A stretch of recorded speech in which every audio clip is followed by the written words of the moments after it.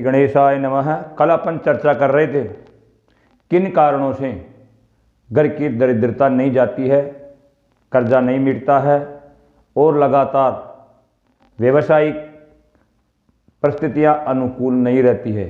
कुछ और ऐसे कारण हैं जो अपने इर्द गिर्द वो होते हैं और उनको अपन नहीं समझ पाने के कारण परेशानियां झेलते रहते हैं। देखा जाता है कि फटे पुराने कपड़ों की पोटली बांधकर कहीं रख दिया जाता है। उन फटे पुराने कपड़ों में मोह रखना अपने आप को गड्ढे में डालने के बराबर होता है। जिन कपड़ों को आप यूज में नहीं कर रहे हो उनको बाहर जा कर के तुरंत प्रभाव से किसी को दे दो ताकि वो और लोग उसको पहन सके, या नहीं पहन पा रहे हो तो कहीं बाहर ऐसी जगह रख दो जो घर में न रहे। साथ ही जिस घर की औरतें बिना स्नान किए हुए रसोई में जाती है और रसोई का काम करती है तो उस घर में भी लगातार किसी न किसी प्रकार की समस्या बनी रहती है।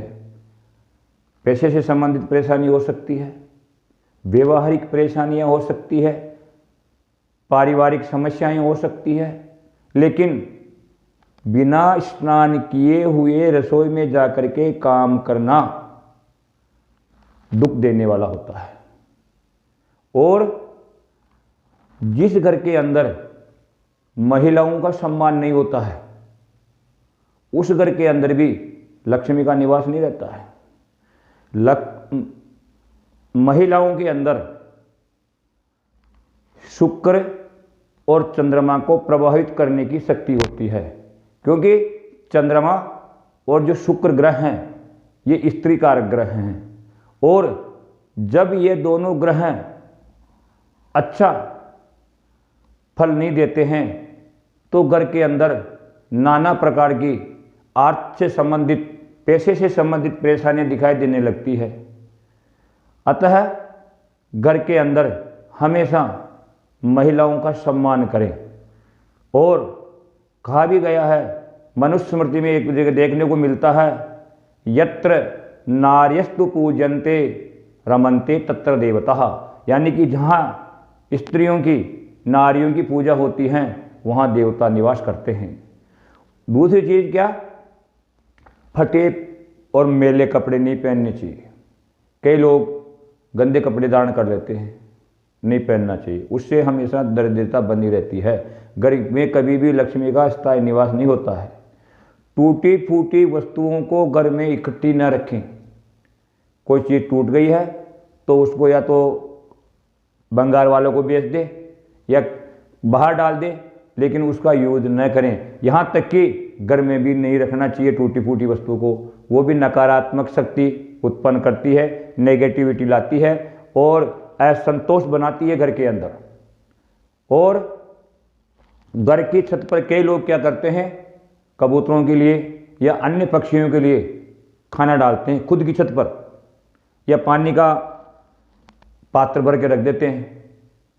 कभी भी खुद की छत के ऊपर, जिस घर में आप रह रहे हो वहाँ पर पानी की व्यवस्था भी पक्षियों के लिए नहीं करनी चाहिए और वहाँ पर उनको चुगने के लिए दाना नहीं डालना चाहिए। पानी पिलाना है पक्षियों को, दाना डालना है तो घर की छत के अलावा दूसरी अन्य जगहों पर जाकर के आप ये काम कर सकते हैं। छत जो है वो राहु का प्रतीक होती है और जो कबूतर होते हैं वो ब्राह्मण के प्रतीक होते हैं। तो दोनों के अंदर तालमेल नहीं बैठता है और उनका नतीजा उस घर में रहने वाले व्यक्तियों को भुगतना पड़ता है। बेकार के नग, जो पत्थर या नग जैसे मूंगा हो गया, मोती हो गया, जो खराब हो चुके हैं उनको घर में मत रखो, मोह मत रखो उनमें, किसी को दे दो अन्यथा बाहर डाल दो। ये नेगेटिविटी पैदा करते हैं और घर की सुख शांति तो छीनते ही हैं, घर की बरकत को और नहीं बढ़ने देते हैं। और घर के अंदर कभी भी ताजमहल का फोटो न लगावे। ताजमहल के फोटो लगाने से भी लक्ष्मी का स्थायी निवास नहीं होता है। और डूबी हुई नाव का फोटो नहीं लगाए, डूबे हुए जहाज का फोटो न लगावे, जंगली हिंसक जानवरों का फोटो भी घर के अंदर नहीं लगाना चाहिए। सूर्य के जो तुरंग 7 घोड़े हैं उनके फोटो आप लगा सकते हो। अरुणोदय होते हुए सूर्य का फोटो आप लगा सकते हो। भगवान के कैलेंडर आप लगा सकते हो, लेकिन कैलेंडर भी फटे पुराने नहीं होने चाहिए, वो भी अच्छे नहीं है, नवीन होने चाहिए।